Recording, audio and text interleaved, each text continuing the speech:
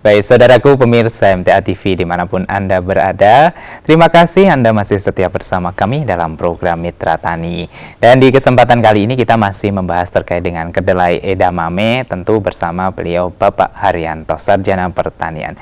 Baik, kita lanjutkan tadi Pak, prosesnya menanam edamame sampai persiapan lahan tadi sudah, kemudian untuk menanam tadi kan ada yang bisa kemarau dan hujan itu sebenarnya bisa kapanpun. Namun kita akan coba terima dulu penelpon yang sudah masuk di kesempatan kali ini. Baik, kita terima. Halo, assalamualaikum. Halo, assalamualaikum. Waalaikumsalam warahmatullahi. Baik, dengan siapa di mana ini? Dari Pak Abdul Cilacap. Dengan Bapak Abdul Cilacap. Oh ya, silakan Bapak. Pertanyaannya. Menurut Pak mau tanya. Jih, monggo Pak Abdul. Itu kalau bikin kohe kan kotoran dicampur sama air ya. Ya. Ya. Terus misalnya airnya kan dipakai. Terus misalnya itu yang padat itu misalnya dijadikan media tanam, ditaruh di pot, apakah boleh atau masih menimbulkan jamur? Iya, Pak. Terima kasih saja ya Pak. Iya. Matur sangat. Jih. Assalamualaikum warahmatullahi wabarakatuh. Waalaikumsalam warahmatullahi wabarakatuh. Silakan Bapak dijawab tadi terkait dengan kohe. Ya, terkait dengan kohe ya Pak Abdul yang ada di Cilacap dengan menggunakan kohe yang itu dijadikan kohe itu dikasih air. Dengan demikian, apakah nanti kohe itu bisa dijadikan media tanam seperti itu ya? Iya. Yang pertama, kohe yang bisa dijadikan pupuk ataupun jadikan nanti jadi cair itu adalah kohe yang sudah mengalami ataupun sudah terdekomposisi ataupun juga itu sudah difermentasi, jadi sudah menjadi pupuk, bukan itu adalah kohe langsung dimasukkan ke air. Dengan demikian, kalau sudah dimasukkan dengan air dengan perbandingan itu 1:2, artinya 1 kilo kohe bisa dilakukan dengan 2 liter air. Setelah itu 1 pekan ataupun 1 minggu kita rendam di situ, nanti warna air yang tadinya jernih akan menjadi coklat. Yang tadinya biasa-biasa saja nanti agak ada bau-baunya. Nanti kalau sudah 1 minggu baunya itu akan turun kembali. Lah dari air yang ini adalah rendaman daripada kohe ataupun pupuk daripada kohe ini bisa dijadikan pupuk, bisa disiramkan ke tanaman-tanaman. Nah, terus untuk itu kalau kita mengambil air kohe itu biasanya kalau saya, Pak Abdul, itu kohenya kita taruh di bagor ataupun kresek seperti itu. Nah, terus itu nanti kita angkat. Tinggal airnya di sini. Lah, itu bisa digunakan berapa kali? Itu bisa digunakan sekitar 3 kali. 3 kali untuk perendaman itu. 1:2 seperti itu. Lah terus dari air ini masih apakah langsung dimasukkan ke dalam tanaman? Yaitu harus kita perbanyak lagi. Itu dari 1 liter itu dikasih air biasa itu 2 liter, kemudian kita aduk, kita masukkan ke tanaman-tanaman seperti itu Pak. Semoga ini jelas dan ini pasti akan menyuburkan daripada tanah dan juga tanaman pasti akan bagus. Terus yang kedua, apakah dari yang tadi sudah diambil menjadi pupuk cair ataupun sudah jadi cairan ini, kohe ataupun pupuk ini bisa dijadikan media tanam? Tentunya pasti bisa, dan ini akan bagus juga untuk media tanam, dan ini bisa dilakukan dan nanti bisa ditambah, jangan hanya pupuk saja, nanti bisa dicampur dengan tanah subur, ditambah lagi dengan arang sekam ataupun sekam itu nanti akan menjadi media tanam yang bagus dengan perbandingan bisa 1:1 yaitu pupuk tadi yang pupuknya 1 dengan tanah subur misalkan kalau di sini namanya ladu ya Mas ya, ladu. Itu ladu ditambah nanti arang sekam ataupun sekam dijadikan 1 dengan perbandingan 1:1 dan itu nanti bisa untuk perbanyakan daripada untuk menanam tanaman seperti itu. Semoga bisa jelas Pak. Ya, semoga nanti bisa langsung diterapkan. Betul, ya Pak. Ya, terkait dengan pupuk cairnya tadi juga kalau disiramkan ke tanaman edamame juga bagus ya Pak. Sangat bagus sekali. Seperti tanaman yang berada di belakang kita ini kan kedelainya tumbuh subur ini ya Pak. Ya itu bisa langsung kalau di tanaman edamame itu diambil disemprotkan ke tanaman ataupun dalamnya seperti itu. Baik, demikian ya Pak Abdul di Cilacap semoga bisa dipahami. Kemudian kita terima kembali penelpon di 02716793000. Halo, assalamualaikum. Waalaikumsalam warahmatullahi wabarakatuh. Baik, dengan siapa di mana ini? Dengan Abu Syuhada di Pontianak, Kalimantan. Silakan Bapak Abu Syuhada pertanyaannya. Assalamualaikum warahmatullahi wabarakatuh, Pak. Waalaikumsalam warahmatullahi wabarakatuh Pak Abu. Semoga Pak Abu sehat begini ya. Pak yang ingin saya tanyakan. Iya. Amin, amin ya rabbal alamin. Juga kembali semoga Bapak dan presenternya juga semua yang ada di sana tuh sehat.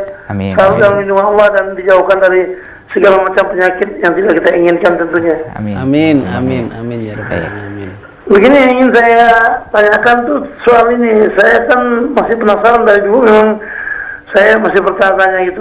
Kita kan ada benih tomat ini ya, ceritanya benih tomat. Iya. Yang kita waktu dilihatkan di gambaran itu kan buahnya itu sangat besar-besar itu kan, dan juga benihnya itu memang bisa dipesan langsung gitu karena buah apa di samping dia subur juga buahnya besar-besar juga ditanam dengan pupuk organik gitu. Jadi kita beli, itu kita bawa ke Kalimantan. Memang benih tomat itu dari Jawa itu. Dibawa di Kalimantan, saya itu sampai di sini kita tanam dengan petunjuk metode yang diberikan oleh sang penanam itu agar sama suburnya. Begitu kita tanam itu, dia tumbuhnya subur dibanding dengan aslinya juga suburnya sama gitu. Tidak ada kendala baik saya. Cuma yang begitu yang menjadi persoalan, ya suburnya sama, cuma buahnya nih Pak, buahnya itu jauh berbeda gitu. Begitu dia berbuah sampai dia berbunga sampai dia masanya panen. Itu buahnya berbeda gitu, sangat berbeda. Kalau yang aslinya itu besar, tapi yang di sini buahnya kecil-kecil sekali, hanya lebih besar daripada ibu jari, lebih besar dari ibu jari itu. Buahnya kecil-kecil, tapi kesuburannya tidak beda. Nah, kesuburan yang ingin saya tanyakan, kendala apakah itu Pak yang mengakibatkan buahnya berbeda dari tempat aslinya? Iya. Saya coba dengan berbagai pupuk gitu kan, namun itu tetap sama, buahnya bagus, tidak ada yang busuk, tidak ada yang jelek, cuma kecil-kecil tidak sama dengan aslinya itu. Jadi pertanyaan saya, apakah yang menjadi kendala sehingga buahnya tidak sama dengan tumbuhan yang ada di kepulauan Jawa? Itu aja Pak atas pencerahannya, terima kasih dan mohon maaf. Assalamualaikum warahmatullahi wabarakatuh. Waalaikumsalam warahmatullahi wabarakatuh. Buah tomatnya bibitnya dari Jawa sebenarnya besar-besar, kemudian dibawa ke Kalimantan. Ketika ditanam ukurannya tidak sama dengan di Jawa. Ini permasalahannya apa ini Pak Har? Ya, terima kasih Pak Abu yang ada di Pontianak. Masih rupanya masih seputar tomat penasaran yang sangat penasaran sekali kenapa kalau di Jawa itu tomatnya besar-besar, ketika dibawa ke Kalimantan sana kok kecil-kecil walaupun juga itu bagus. Yang pertama Pak, itu cuaca atau keadaan alam yang ada di Jawa dengan yang ada di Kalimantan itu mungkin bisa berbeda. Itu salah satu keadaan yang bisa menyebabkan daripada tomat itu menjadi kecil-kecil. Terus yang kedua, apakah tomat ini bisa dibesarkan? Insya Allah bisa.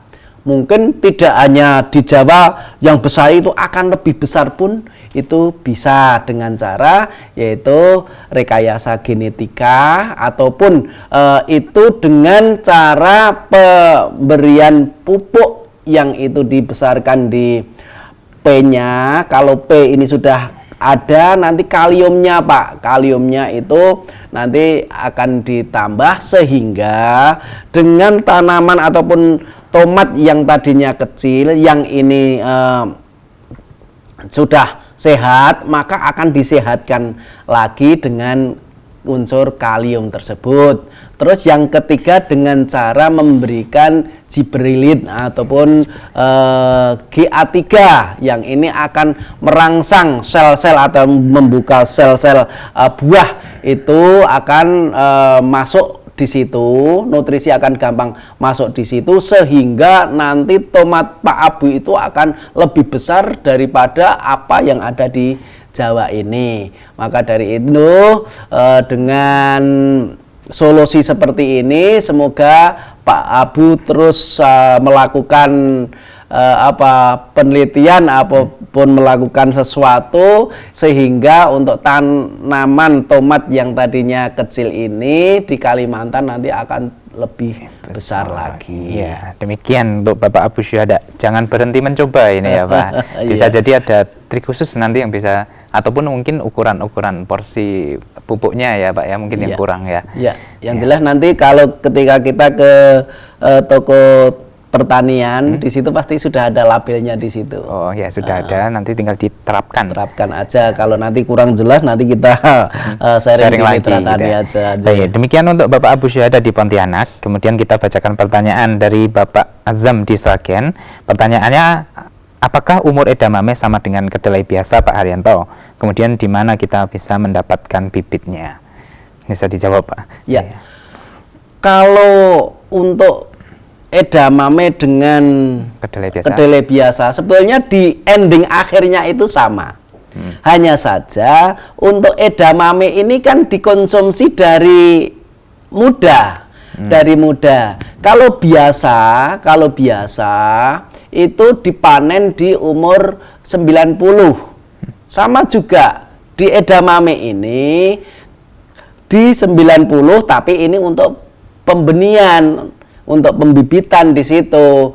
Kalau pemanenan memang kalau edamame karena ini adalah dikhususkan untuk sayuran dimakan muda itu akan lebih enak. Memang ini konsumsi kedelai muda, maka ini pemanenannya di umur 65 sampai 70 hari bisa dipanen di situ.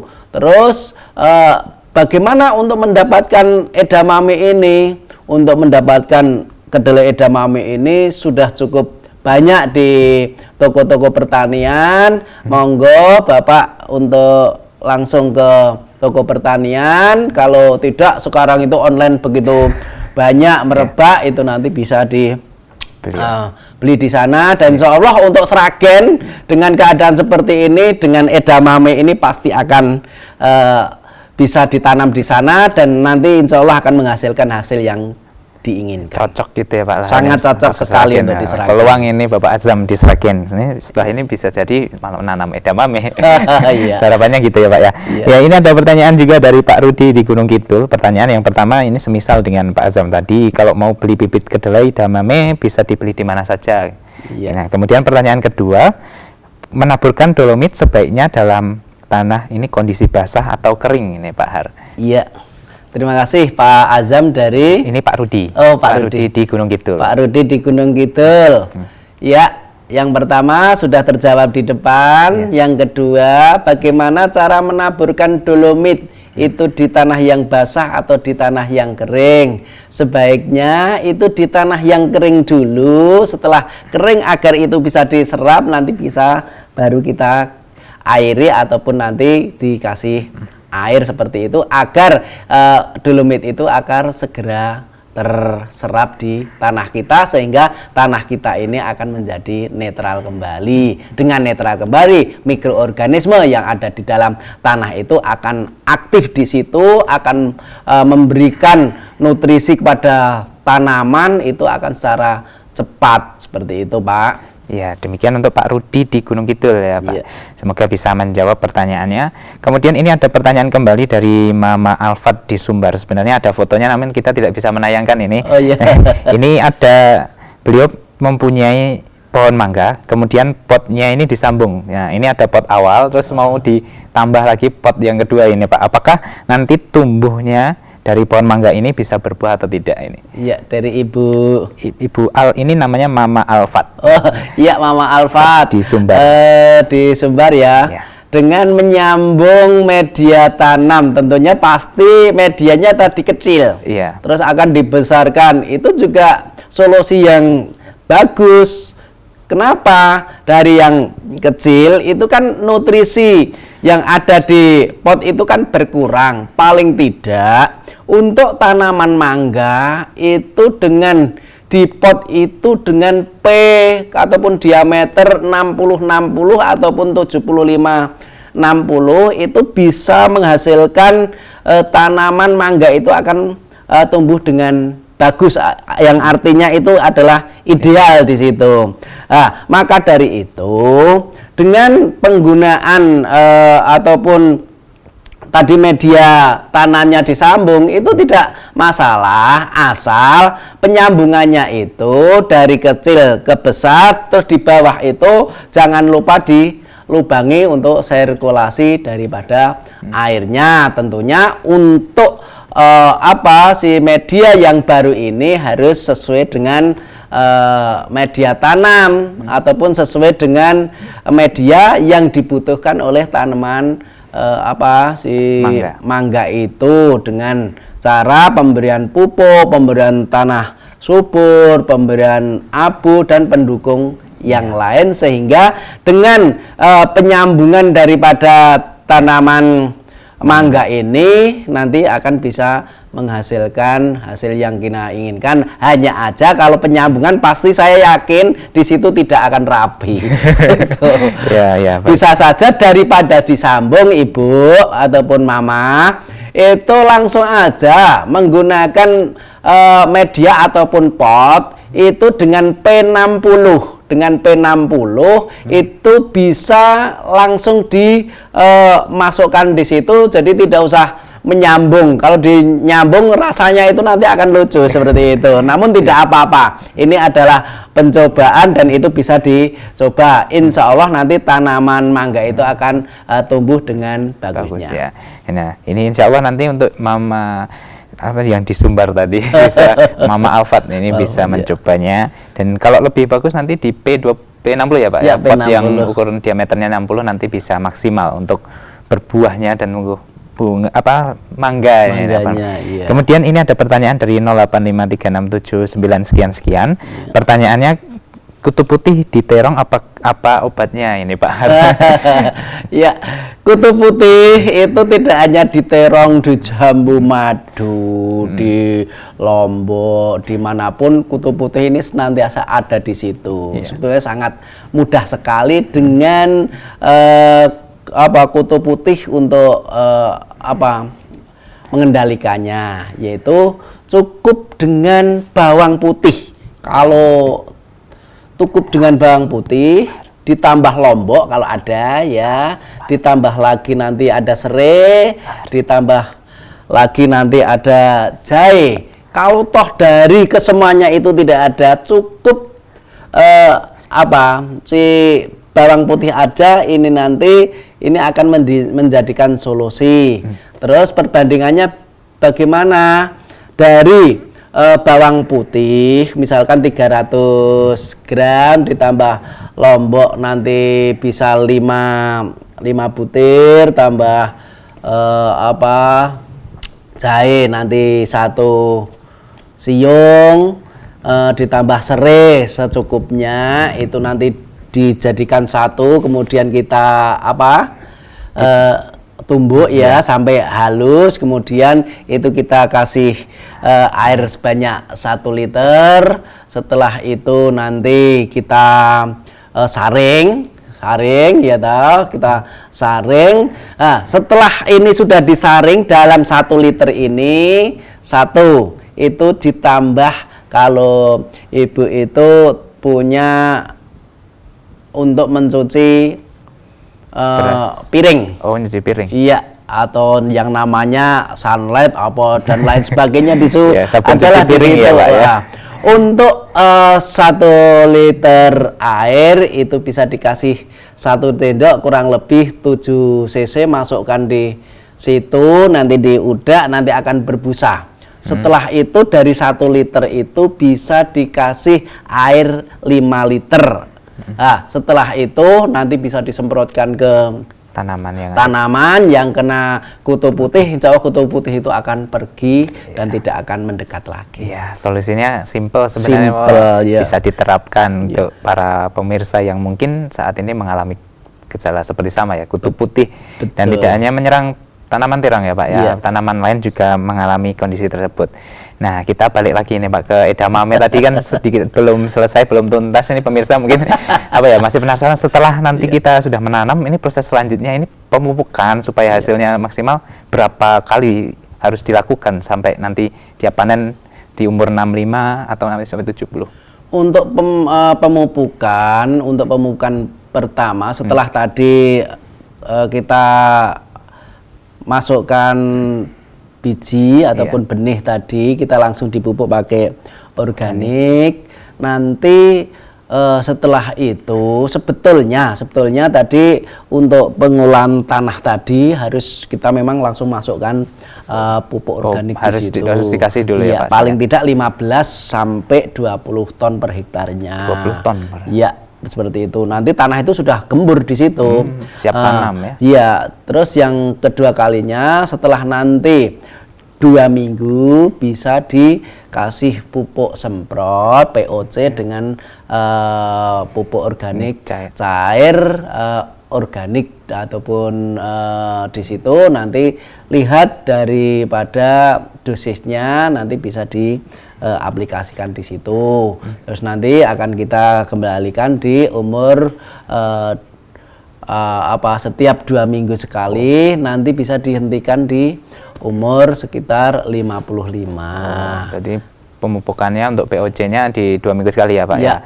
Jadi begini, untuk POC itu sampai 1 bulan itu untuk N-nya harus ditinggikan. Terus 1 bulan ke sana itu N-nya yang turun, P-nya yang ditinggikan. Setelah itu umur 60 itu dihentikan, baru kita nanti di umur 65 sampai 70 itu sudah kita panen. Oh iya, berarti memang sudah siap sampai maksimal tadi umur 60 ya Pak? Iya. Dihentikannya untuk tidak usah pakai pupuk lagi. Kalau mau yang ke pembibitan ada pupuk tambahan Pak sampai umur yang ke 90? Untuk tidak ada juga. Jadi biarkan tapi dengan perawatan ya Pak perawatan. Ya. Baik, sebenarnya ini masih banyak sebenarnya yang mau tanyakan namun kita keterbatasan waktu, barangkali ada kesimpulan saja mungkin buat penguat untuk para pemirsa utama yang mau bertanam edamame di rumah ini Pak Har.